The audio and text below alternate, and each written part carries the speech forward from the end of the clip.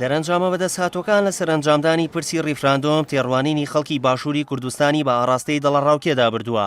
ئاسۆز عەلی چاودێری سیاسی ڕایدەگەیەنێت کۆبوون و چڕوپڕەکانی ڕابردووی لایەنە سیاسیەکان لەسەر ئاستی ناوخۆیی و دەرەکی و گەڕانەوەی وەفدی باڵای کورد بەبێ پشتیوانی و بەدەستێکی بەتاڵەوە لەسەر ڕیفراندۆم تێڕامان و مەترسی و ئەگەری دواخستنی پرۆسەکەی هێناوەتە ئاراوە.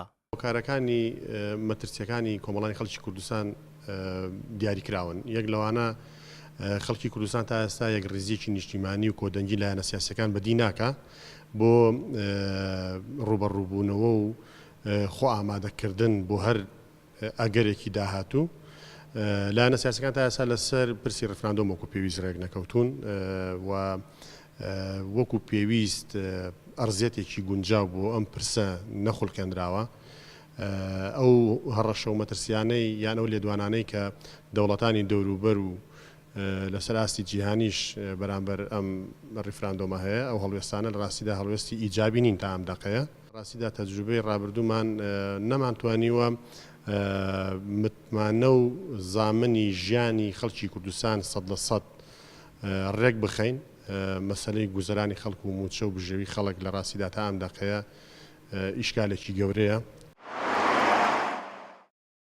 ئێران و تورکیا و عێراق وەک سێ دەوڵەتی خاوەنبڕیاری سیاسی و پەیوەست بە باشووری کوردستان کاتی ئەنجامدانی ڕیفراندۆم بە گونجاو نازانن.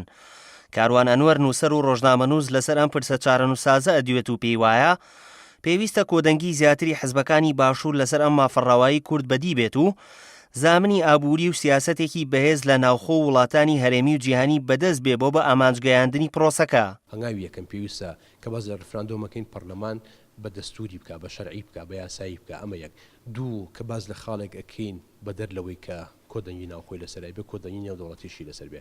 ئێمە تا ئێستا بەداخەوە کۆدەنگی نێودەوڵەتیەکان چ وڵاتانی دراوسێ، چ یەکێتی ئەوروپا، چ UN، ئەمانە هەتاوەکو ئێستا تاکە وڵاتێکم دەستنیشان نەکردو من کە ڕاستەخۆ پشتگیری ڕیفراندۆم بکات. بەڵام ئەوەی کە ئەکرێت مەسەن وەک پرۆسەیەک ئەکرێمە باسی لێ بکەین لەم حاڵەتەیە وەک بڕیارێک کە شەرط نییە مەرجێت لە ساڵی ئەم ساڵە لە 25 نوێ ئەنجام بدرێت، بەڵکو ئەکرێت کە لە حاڵەتەکانە ئێمە وەک پرۆسێک وەک کلیلی دەرگایەک بەدەستمانەوە بێت، کەی ویسمان دەرگاکەی پێ بکەینەوە. ئەجینا من هەست ئەەکەم کە باسکردنیان تێوەگلانی ڕیفراندۆم بەم هەناسەیە، بەم مەرجانێکی ئێمە هەمانە کە کەس دۆست و باوڕێ حتا تەنانەت نزیکترین دۆستەکانیشمان پشتمان نەگرن، ئەتوانم لای بنێم کە خۆکوشتنێکی سیاسیە.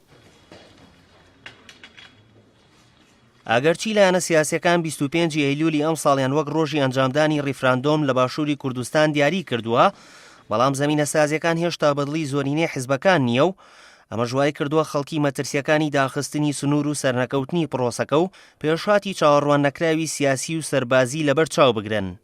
داسیار محەممەد، گەلی کوردستان، سلێمانی.